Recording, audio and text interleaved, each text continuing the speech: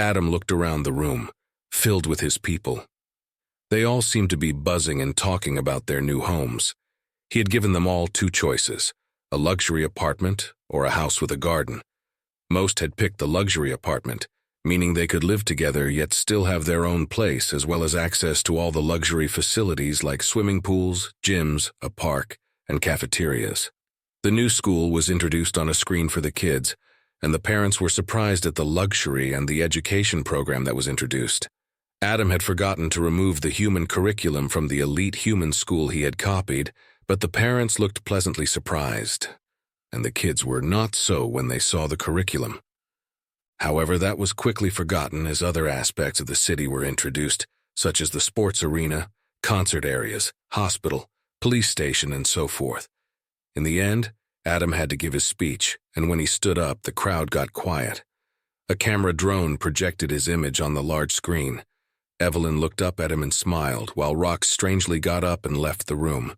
Adam looked after him and then turned to the crowd. "Hello there. I hope you like your new homes. The droids will help move your private belongings to your new home. For those of you still waiting for a job, the butler droid will help you with that as well. Tons of new jobs are available now, and yes, I said jobs, paid jobs, because from today, Dirt is registered as an independent colony of the Federation. Still, we are awaiting Earth government approval so we can become an Earth colony with the protections that will bring. We do have outpost status at the moment, which protects us from piracy, though for the changes in people's status, they are not allowed to interfere yet." Adam looked out over the guests, and most of what he said went over their heads. Never mind, they would learn the difference soon enough. Anyway, what does going public mean for us? Well, first off, we are now open for business. People can move here and you can now reveal our location. Yes, that means pirates can come, but we have a defense now and we are expecting more. So your friends and families are welcome to join us. Now that we have the factories and mining operations, as you can see, we have built a casino that will attract tourists. We plan to build more cities, but this city will be Dirt's official capital. Secondly, that means our declaration and new laws will be enforced. Not much has changed, but the declaration and law are up on the net now for everybody to see. It does declare that the law is equal between slave and free person, and no child can be a slave. Being a slave on Dirt has no effect on your rights or duties. So in all, by the label, you all have all the rights of a free person. So all I can say is welcome home, and Dirt is now officially open for business. Adam was about to sit down when a man stood up. Adam looked at the man, a Sisian. He seemed nervous. "Sir?" "Yes? Is there a problem?" Adam looked at him, smiling and friendly. "Sir, you said we are the same as free men, but free men can travel freely in the universe. Slave are tied to their master." He seemed worried, and Adam chuckled. "But a master can send his slaves out in the world to do tasks, right? What if I give you the task to, let's say, where do you want to go?" The man looked confused as everybody looked at him. I want to go home, sir, to my family. My father needs help in his shop." "Then that's your new job. Go home and help him. You have 5 years, right?" The man nodded, and Adam looked at Evelyn, who was watching him with a smile as she knew what he was about to say. Then Adam looked up back at him. "The time will pass as normal, and it does not matter where in the galaxy you are. After 5 years, you're a free man. The only difference is that your bonus is dependent on you working here. But if you prefer to work there for 5 years, then do so. And if you want to return, then you are free to do so as well, or never return. I bought you specifically to free you, not to keep you." The crowd started to murmur as the man looked shocked at Adam and put his hand over his heart before bowing to Adam. Adam returned the bow, which also started more talk. Adam just smiled and sat down. Hera leaned over and chuckled. "Do you know what you just did?" Adam shook his head and took Evelyn's hand in his as he waited for Hera to explain.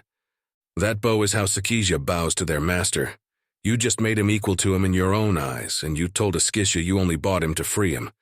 Do you have any idea how strong their prophecy is about their version of Gallios?" she said, and Adam heard Evelyn laugh. "God damn it, Adam, you have to stop doing this or you will have a church built in your name." Evelyn said, and Adam was about to reply when Rox came back, and as he did, Vorts and Rox stood up. The room went silent again as they all looked at them. "We all know Adam is a strange man. He is my best friend, the head of my clan, and he does things that can make a god scratch his head. He keeps talking about how he needs a cat for his evil laughter, and does anybody know what a cat is?" Rox said as he looked around the room. Only the humans seemed to know what this mystical cat creature was. Then Rox opened his shirt, took out a white bundle, and held it high so the cameras could show it. "Behold, a cat!" "Meow," the kitten said, and Adam's dropped. "You didn't?" He was already standing, and Evelyn joined him as Rox gently handed him the kitten. "Oh, aren't you a cute little one? Welcome to dirt, my friend." Adam gently picked up the kitten, and Evelyn smiled as Adam seemed to be completely lost in the attention to the cute white cat. "I guess I got competition now. The cutest one." She said that Adam looked up at her and kissed her before looking around at everybody watching them. "Thank you so much. How did you manage to do this?" Rox pointed at Vorts, who smiled. "You gave York access to your DNA archive, and I got the cloning machines to work and adjusted for dirt. She is made for this world. We have many other animals ready now." Adam looked at Rox and asked, "How did you keep this secret?" The room started to murmur again, and Adam seemed to forget everything else completely. "I had help," Rox said as he looked at Evelyn, who just grinned.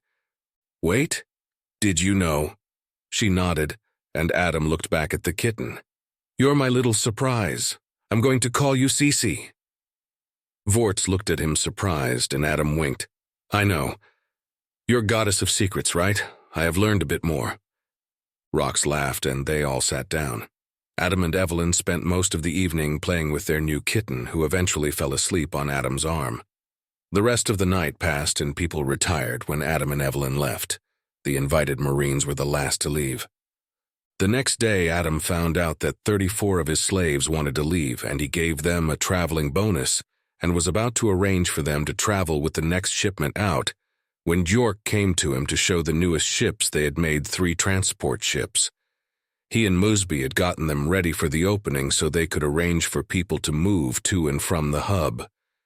They were working on building 6 more, so each of the closest hubs would have 3 ships going on a constant loop to and from dirt. This allowed those who wanted to leave to decide which of the 3 hubs they wanted to travel to. It also gave Adam a transport company. After they left, Adam went to the students. He had an idea. He gathered the few Gorts and took them aside, and he called Yorks and Vorts to join him. "I've been wondering about something. Are your exosuits holy?" he asked, and the Gorts seemed surprised. "No, just practical." "Said dry Miga," the student replied. The 4 others seemed to agree, and Adam called in a maid droid. York and Vorts knew that for this they were just required to wait and give Adam technical advice. "So if I suggest something like a fashion attachment, will it not offend you?" he asked as the droid came in. This particular maid looked like a Haran at the moment. "No." "Why would it?" said Dry Miga replied. The others seemed to be a little intimidated to speak to him, more out of respect than fear. "Good. Cycle through your different species shapes and end with droid form." Then he turned to the students. "And you have visual abilities, right? I'm not up to speed with your species anatomy." "Yes, we have visual abilities among others. Why?" "Oh, I didn't know she could change into so many different species," said Dry replied as the droid morphed from species to species. "It's amazing how lifelike those shapes are. Why are you showing us this?" said Dry asked, and Adam smiled as Jork got up from his seat. "Actually, I think it can work. What do you think?" Jork said as he looked at Vorts, who was still sitting and thinking. "Yes, it could, though they would need a stronger power source," Vorts replied. Said Dry managed to appear confused even through the lack of facial features. "The white plastic mask," Adam explained. "Think the maid's mud skin on your suit. It's a thin layer, but you would be able to play around and play a few pranks, be a Haran one day or a Shizia the next, even human. What do you say?"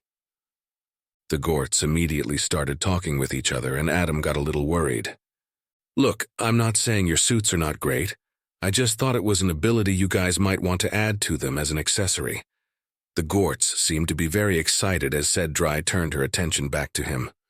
You have no idea how much we like accessories on our suits. We are trying to be professional here, but when we are alone. As she speaks, her suit starts to light up like a Christmas tree. One of the other had graffiti all over her body, and one had her whole suit turned into a painting. If you can get this to work, then you have a big Gorst market. What do you need from us? Sedrai said, and Adam grinned. 2 things. Secrecy until it's done, and that you work with these 2 to find a solution. What do you need, York? Adam asked. I need an empty suit, and I need Vorts to work on its biological aspect. We don't want to fry their sensory input with a power source. It should take us a week to get a prototype. Rox agreed, and Vorts agreed, so Adam chuckled. Huh? Well, I'm not needed here anymore. Have fun and remember secrecy. It will be a great prank when it's done. Then he left and met Rox, who was waiting outside. They walked together to the office. Making spies? He asked, and Adam looked at him innocently. What would I need spies for? He replied, and Rox started to laugh. Kun'nar Good woke up and stretched, then climbed over the 2 women in his bed. He blessed them last night, and they had been eager to please for the honor. He walked to his bathroom and cleaned himself. His wife, Sheena, came in with a smile on her lips. You look happy, he said, and she nodded. We hunted down that heretic. He is down in the dungeons where he belongs. I see you had your fun last night, she replied as she looked towards the bed, and he chuckled. They are all yours if you want them. I will deal with the heretic and then talk with the 10 about what to do with that fake one, he replied as he studied himself in the mirror. He was a stranger to this region.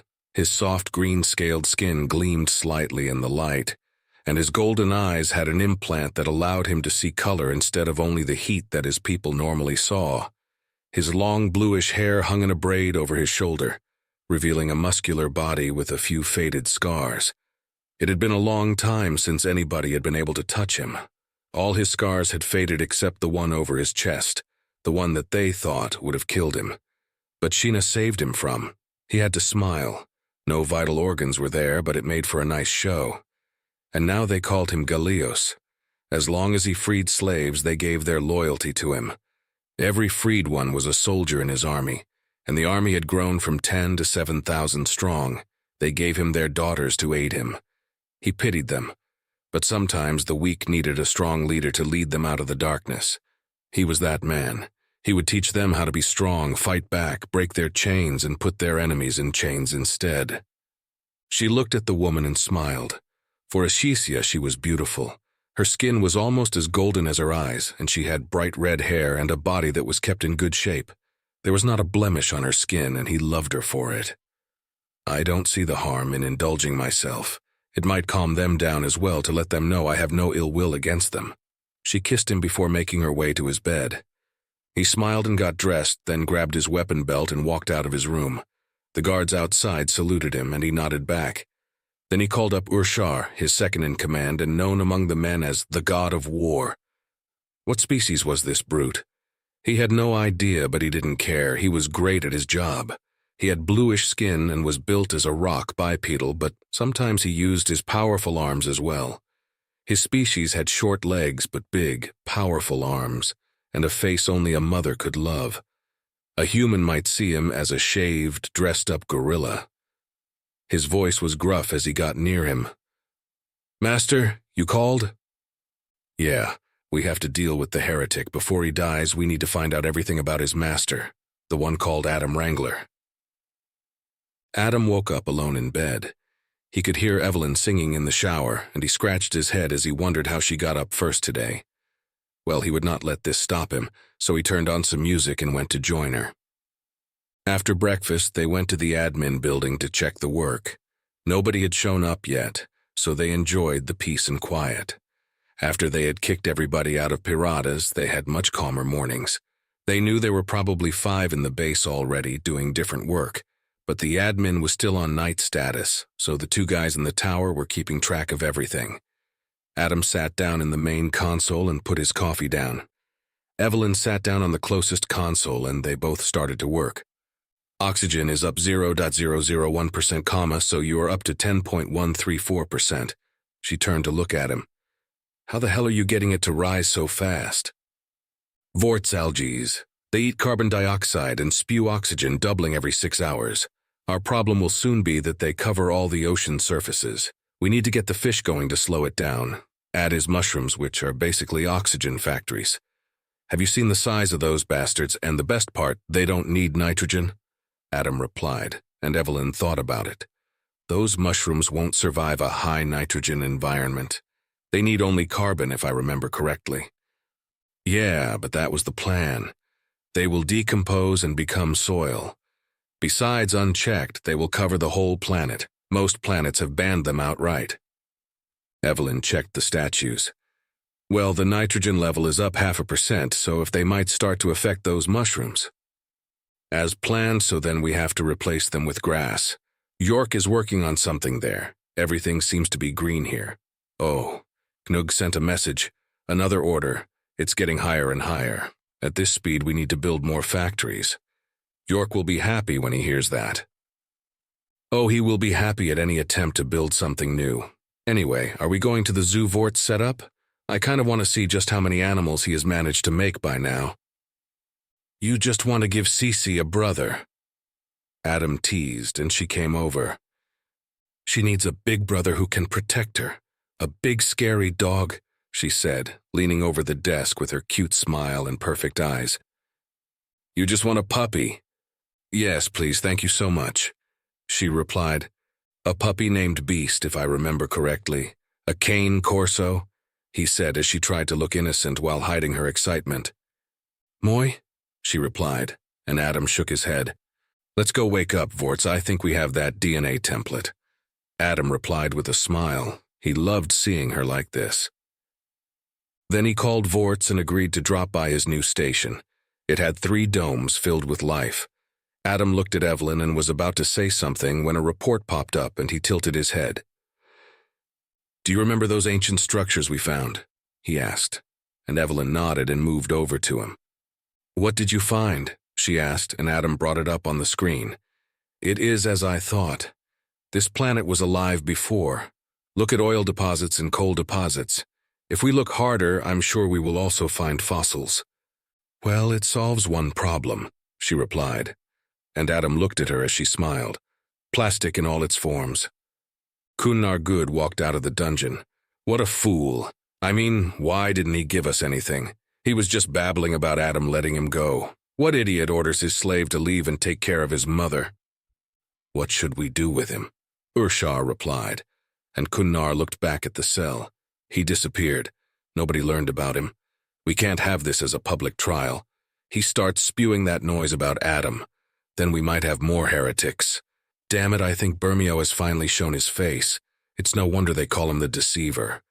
I would believe him to be me if I didn't know any better. Urshar walked next to him, listening, then saw a guard and gave the order to get rid of the heretic.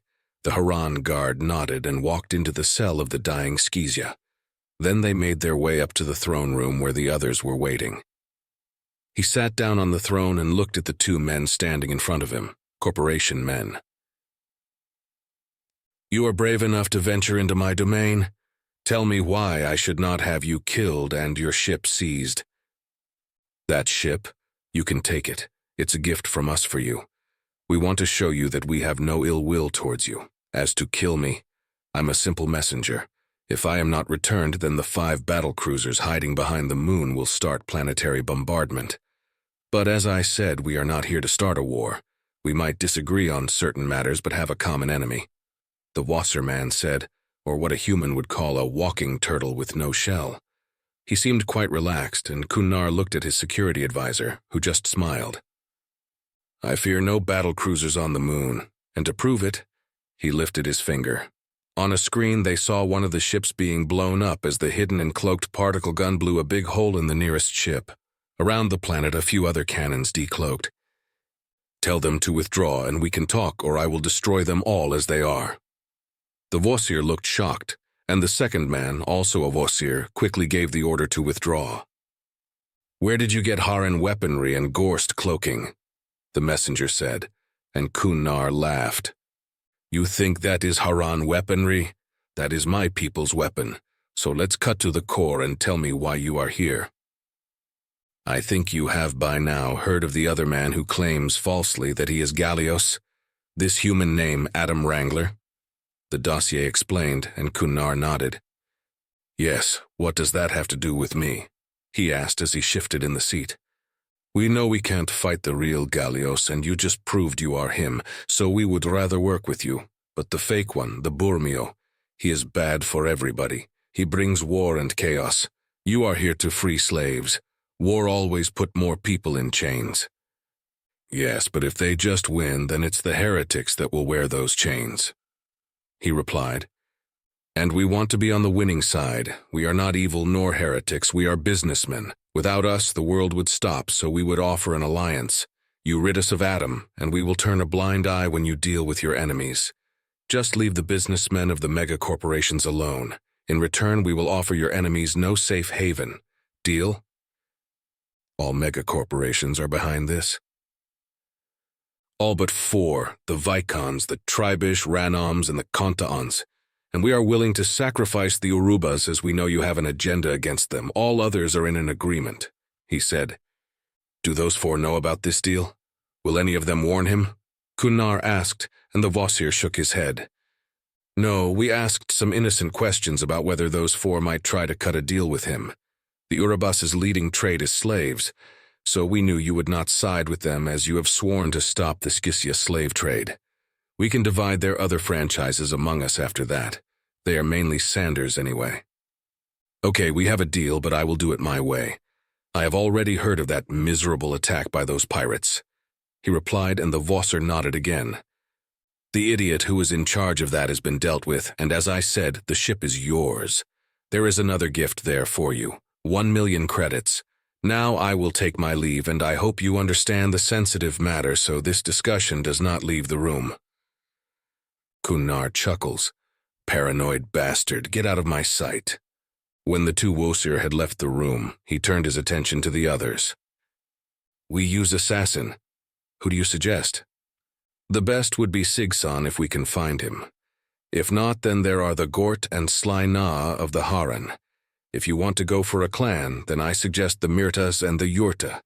They all know how to work together, so we won't need to worry about them messing up the kill. Jurdu, his Tufan assassin, replied. Why not you? Kun'nar replied, and Jurdu chuckled. Because his second-in-command knows me and wants me dead. I killed his brother and almost got his sister, too. This is why he left the military. He wanted to protect her. I don't care about her anymore, but he will kill me on sight, and he is close to the target. Kun'nar smirked. Then kill him. I don't need you going around looking over your shoulder after this is done. You hire those others, and you kill this second-in-command and the sister. Finish your jobs. Never do anything half done. Jurdu grinned. As you command.